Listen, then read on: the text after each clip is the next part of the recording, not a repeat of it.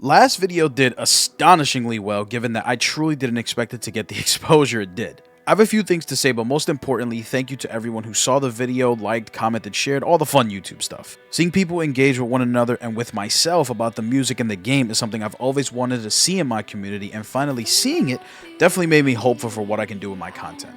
And going forward, for anyone that wants to stay updated on upcoming videos, or specifically this series, follow me over on Twitter. It'll be the same username here.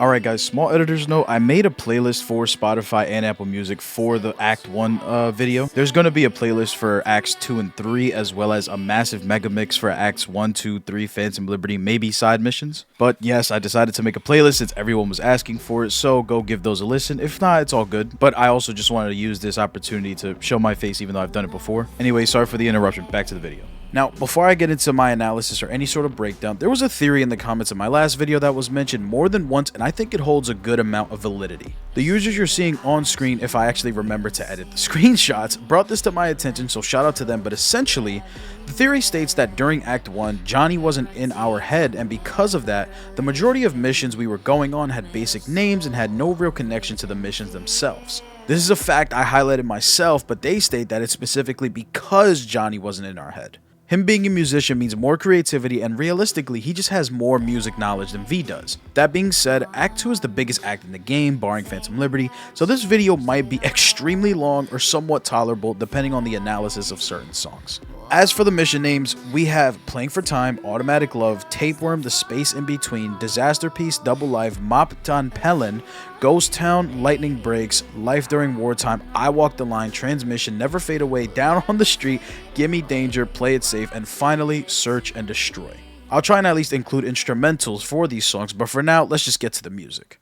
Picking up where we left off last time, finally the chip is in our head and we reach the very first main mission with the song for a name, Playing for Time. We approach Johnny in the construct, thus marking the first time we actually meet him as V, and come to see Takamura killing Dex after he left us in a landfill to die. Takamura helps us as we help him escape an ambush and we make it to Vic, learning that the relic is killing us, bringing us to the first convo between Johnny and V. Now, Playing for Time in this case is won by the Buzzcocks from their 1996 album All Set. It was actually more of a refresh and reunion as the band had standardized their lineup, getting them inspired to want to make a new album. I won't go into too much of the album itself, but it's said by music critics to have confirmed the Buzzcocks' latter-day renaissance. This could also reflect Johnny himself and the actions in the game being a renaissance of himself, especially since we're also allowed to reunite Johnny's old band, Samurai. As for the song itself, I feel like it's meant to be from the perspective of Johnny talking to V. There's multiple lines talking about seeing someone out of space and time and someone standing in an empty space that belongs to someone else, which is absolutely in reference to how the Relic and Johnny see V. The Relic is just meant to take V's body, and given that Johnny has been very hostile towards us at the beginning, it's safe to say Johnny feels like V is standing in his space, being V's body. Now, after making a plan with Takamura and laying out our options, we see returning to Evelyn Parker as a viable one. With plans to track her down to learn more about the Relic, we call Judy and head to her usual place, Lizzie's bar. Judy doesn't know much, but leads us to Evelyn's job, Clouds.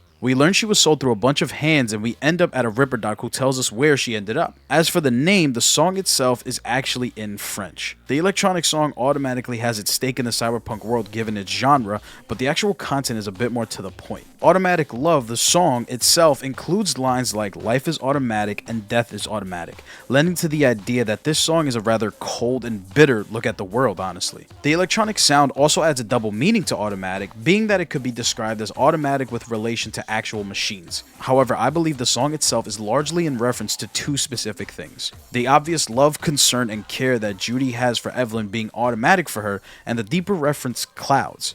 Clouds is sort of like a strip club slash brothel with feelings? It's a bit odd because one of the best scenes in the game is one you can have with one of the dolls, and it feels like genuine love and admiration coming from them for V, but ultimately, they don't know what they're actually saying. The emotions and feelings they're lending to strangers isn't any more real than a brain dance in this game. They're automatically told to love them because of a chip they have embedded within themselves. Kinda poetic that way. However, we sort of run into another situation I described in the last video with one gig popping in and out in the middle of other gigs. Soon after the end of Automatic Love and upon leaving Clouds, V's relic starts malfunctioning and we have the first of many introspective conversations with Johnny. The first isn't too deep and most of it is surface level, but Johnny begins to provide us with another possible lead for a cure. He tells us about Mikoshi and that the answers to all our questions will be there. Now there's 4 total times this mission pops up in the game and each is simply a conversation with Johnny. The conversations can lead in 2 completely different directions based on the dialogue choices you make with Johnny. Either way, Tapeworm by Pigface is absolutely a perfect fit, given that the sound itself is 100% something Johnny would listen to normally. This works on 2 levels because these missions are primarily Johnny-centered, but also because of the song itself containing lines such as "Got the tapeworm, I want out," being in reference to V having Johnny inadvertently killing him as if he were a tapeworm and Johnny himself wanting out. The song is definitely a bit different compared to the other ones we talked about, but I still recommend giving it a listen. Having said that, remember the Ripper Doc I mentioned a bit ago? We managed to get his location from Clouds and learn that Fingers the Ripper Doc sold Evelyn to the Scavs. This now brings us to the space in between by How to Destroy Angels. To me, the song feels like foreshadow more than anything. The repetitive percussion as well as just eerie instrumentals set the tone for the rest of the song that it's not going to be a fun time, reflecting what's happening with Evelyn. The real foreshadow itself lies in the lyrics of the song, that being arms entwined in a final pose, narrative drawing to a close, still remain the things we couldn't kill. Given that the song doesn't have many lyrics, the very few that appear hold a massive amount of significance. Arms being crossed could be a reference to marriage, but in terms of finality, absolutely signified death, especially with the added line about a narrative coming to a close. V's narrative throughout the game grows closer to its conclusion, but so does Evelyn's. Whether her death or her narrative's end, to us the player, something is happening very soon. The title itself could also be looked at for Evelyn's situation. Of course she ends up dying, but we don't know that by this point. She's in the space in between when we find her, almost like purgatory. An empty void waiting for something to happen. We track Evelyn down after the info provided to us by Fingers and save her, for lack of a better term. Evelyn is ultimately broken and doesn't say much regarding what she's gone through, and rightfully so. Her PTSD doesn't allow for her to express what it is she's feeling, and I think because of that, Disasterpiece by Slipknot is the perfect choice for this mission name. Ultimately, the song and album in general is about band member Corey Taylor and his disdain for bullies, pushing him over the edge, wanting to kill someone and inflict the pain he receives from them back onto them. What Evelyn goes through isn't just bullying, and it shouldn't be seen as such, but I believe the song still fits because at its core, it's about the desire to return the pain you feel on someone who believes they're justified for inflicting pain on you. About wanting to hurt the people who use their strength to harm those who don't deserve it in the worst ways possible. I feel if a song were to be Evelyn's thoughts summed up, this would be it. I'm not going to argue if killing these guys is right when compared to real life situations and consequences because truthfully, I'd be on Evelyn's side. In my opinion, being holier than thou in this specific situation comes from a position of privilege. I'd speak more on the topic, but YouTube probably wouldn't allow it, so I leave you with this. If Evelyn was feeling the desire to kill her abusers, she is in no way, shape, or form wrong. And anyone in Evelyn's position wouldn't be wrong either. However, upon bringing Evelyn to Judy's home, she stumbles across another brain dance recorded by Evelyn. We learned she was working with the Voodoo Boys, leaving us a bit surprised at how she managed to put the heist together. Speaking objectively, Evelyn was just a doll, plain and simple. She shouldn't have been able to put together a heist of this magnitude, but alas, she did. Based on what we knew about her, granted it was very little, she shouldn't have been able to do most of what she did, but of course she was leading a double life, just like the name of the mission. Double life by the Cars has less of a deeper meaning and it's absolutely a more surface level one. Evelyn obviously led a double life, moonlighting as a doll perhaps. The meaning can double up however, seeing as how you're able to tell Judy the truth about the relic or keep it from her, thus making V live a double life from Judy in a way. After having learned about Evelyn's involvement with the VDB, we call Mr. Hands. He's a fixer who introduced himself to us as someone who basically has their hands, for lack of a better word, in all of the biz happening in Pacifica, the VDB stomping grounds. We decide to ask for an audience with Brigitte, and this provides us with the mission tann, pèlen. Now, this was the most difficult song to find so far, as the only thing I did find was that it's apparently a song from Haitian folklore. The title itself roughly translates to "I am waiting for a trap," which is pretty obvious in hindsight given what the VDB end up using you for. I also began going down a bit of a rabbit hole on researching this specific song, and in some cases, I've seen the word pèlen be used in reference to a hooker, which in our case would obviously be Evelyn Parker. The song not having an official audio for it definitely makes me think that there's more than meets the eye with its meaning, but I'm honestly stumped and couldn't find any more beyond that. Feel free to school me in the comments down below if you have any specific thoughts on this song. Now let's take a second, slow down, and just back up a bit. During the start of the game, when we first had Johnny in our head, he mentioned wanting to go to the afterlife and speaking with Rogue. While waiting for Mr. Hands to get back to us with news on how to contact the VDB, we head to the afterlife to speak with Rogue about grabbing the chief engineer of the relic, Anders Hellman. Of course, nothing in Night City happens without scratching someone else's back, so Rogue introduces us to Panam, probably one of the fan favorite characters for reasons way too obvious. If we help Panam, she'll help us grab Hellman, giving us the mission Ghost Town. Ghost Town is one of those songs that has an on-the-nose meaning, but a slight bit of analyzing shows it means something else. Obviously, the town we ambushed, the Raff and Shiv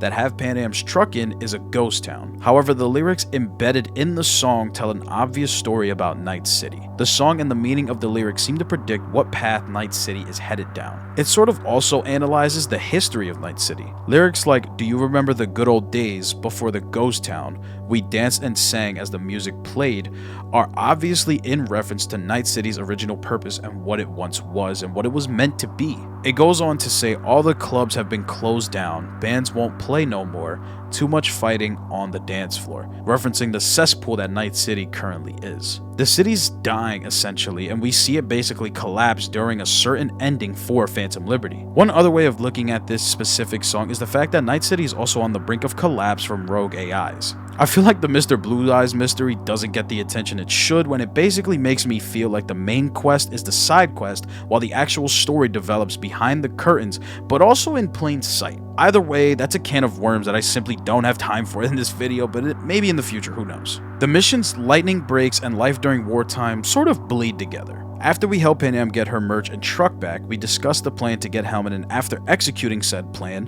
Life During Wartime begins. Lightning Breaks is a song by the Plasmatics, and honestly, it doesn't have too deep of a meaning for the mission. It's a high energy song that absolutely fits the situation V and Panam face, as well as the song describing this force of nature. The force itself could be the EMP we released to ground Hellman's transport, which would be electricity breaking, or in this case lightning, or it could be Panam herself, who we know is a force of nature when she wants to be. Either way, Life During Wartime by Talking Heads begins as soon as Hellman begins to crash land following the EMP release. This is now the second time we have a Talking Heads song in the lineup, with the first being Psycho Killer. It's used in the same vein as Lightning Breaks, being that it's a good song to have playing during the situation V and Panam face. However, it also feels as though the lyrics are reminding us of our situation. Of course, we know that V's on a clock, and so are we, but the reminder from Hellman when we finally get to talk to him is a bit of a reality check once he says we're beyond help. This just means that for V, it's life during wartime. No time to dance, drink, love, have fun. You have a job to do and you need to do it soon. Either way, we finally receive word from Mr. Hands about how to get a sit down with Brigitte, the leader of the Voodoo Boys. We have to do a job for them in order to get this sit down, and this gives us the mission I Walk the Line. I Walk the Line is essentially a love letter made by Johnny Cash to his wife. He discusses how he'll be the perfect man and swears to be faithful to her despite not having been to other women in the past. He also explains that while it's his intention to do so,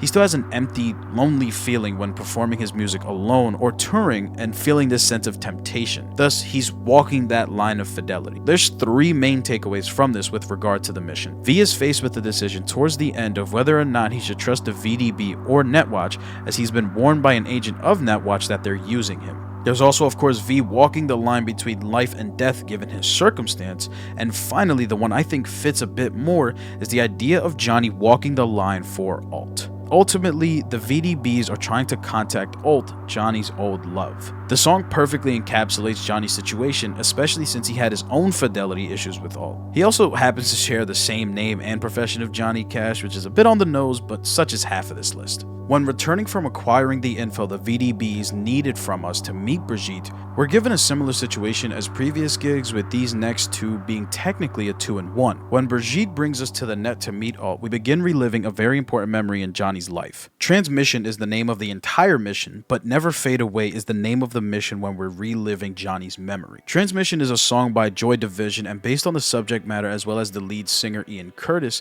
the song feels once again like Johnny reaching out of V. The song itself is about how people dance to the tune of whatever mainstream media sings and tune everything else out in a zombie-like manner. This has Johnny written all over it, as it's his sentiment regarding what he sees as an issue with society. However, it also feels like Johnny trying to transmit a message to Alt. He's been trying to find her and now is finally so close. This now brings me to Never Fade Away by Samurai. Now this is a bit unique, because correct me in the comments if I'm wrong, but this is the first mission named after a song from Johnny's band in game. And fun fact actually, Samurai in real life isn't Samurai but a band named Refused. The song itself, whether it's the actual Samurai song or the cover of it by Olga Jankowska, which is my personal favorite, is without a doubt about Johnny's love for Alt. Having this be the name of the mission where Johnny ultimately fails to save Alt, dooming her to an eternity in the net, is poetic in a sense. After all the two had been through, he obviously still loves her very much. To him,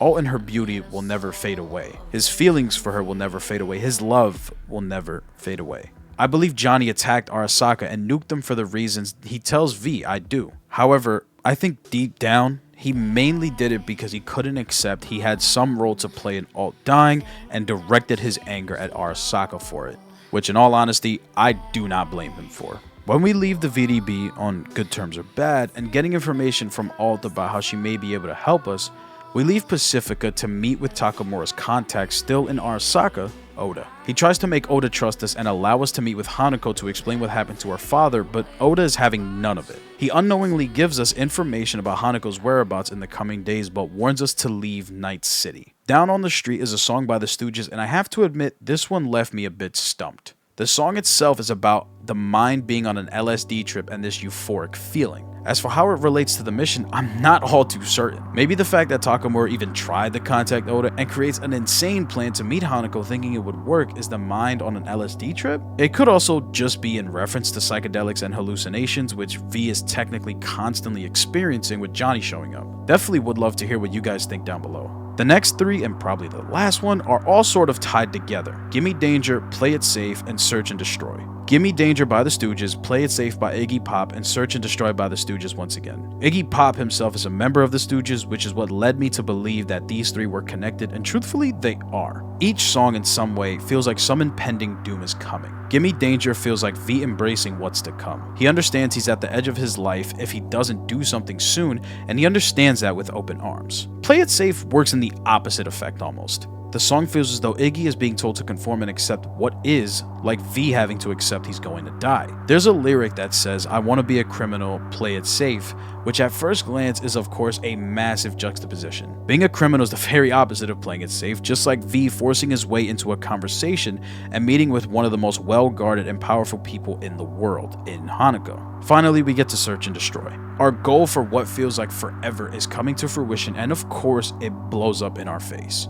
Search and Destroy feels in a way like it's from the perspective of both V and Arasaka. Arasaka plainly wants to search for V and destroy him. Whether it's for kidnapping Hanako or killing Saburo doesn't really matter. However, on V's side of things, there's a lot of ties to the song. The song itself discusses a lot of themes, and one of them being technology being a massive downfall of man. It also discusses the theme of a forgotten boy being the one who searches and destroys within the context of a war. However, it can easily be repurposed to fit V, a man who doesn't want to be forgotten and will search for his cure and destroy anyone in his way if it means living. Iggy also states that the use of the phrase forgotten boy is meant to express his disgust for the decision makers or just people at the very top of any meaningful field. More specifically, how little they care for what the people want and using their power to make us accept whatever it is they have to offer us, whether we like it or not. We start with this idea of accepting what is with the mission of V in a careless sort of state. He has no faith in the plan but goes with it anyway because what choice does he really have? Once it does work, I feel the song is meant to represent V's changing mind. He doesn't have to accept something because it seems to be his only option. he can make his own. It drives him to seek answers from Hanako, and later in the game, he mulls over everything he can actually do. The point of the 3 songs is acceptance. Accepting what is and what can be, but not what you're told. Those are 2 very different things. V is told he's going to die by a man who in all honesty has real credibility, and the sentiment sort of rings out from there. He's going to lose something along the way no matter what. But V doesn't have to accept that. He may have to accept that he's dying, but not that it's over. He still has his free will, the chance to do whatever he wants and find his own answers rather than relying on the ones in power to fix things, as they disappointingly almost never do. Music has had a profound impact on this game's story and ability to weave and shape a narrative, but it's not over yet. There's still a lot of ground to cover, but for now, I want to hear what you guys think of this analyzation of Act 2. Do you agree? If not, let me hear your takes in the comments, and remember to respect one another. No one is wrong, no one is right, especially when it comes to music. Part 3 will be coming soon, Phantom Liberty after, and maybe, just maybe, the side missions. It's a lot of work, but I can't wait for you guys to see those. Take care of yourself and one another. Peace.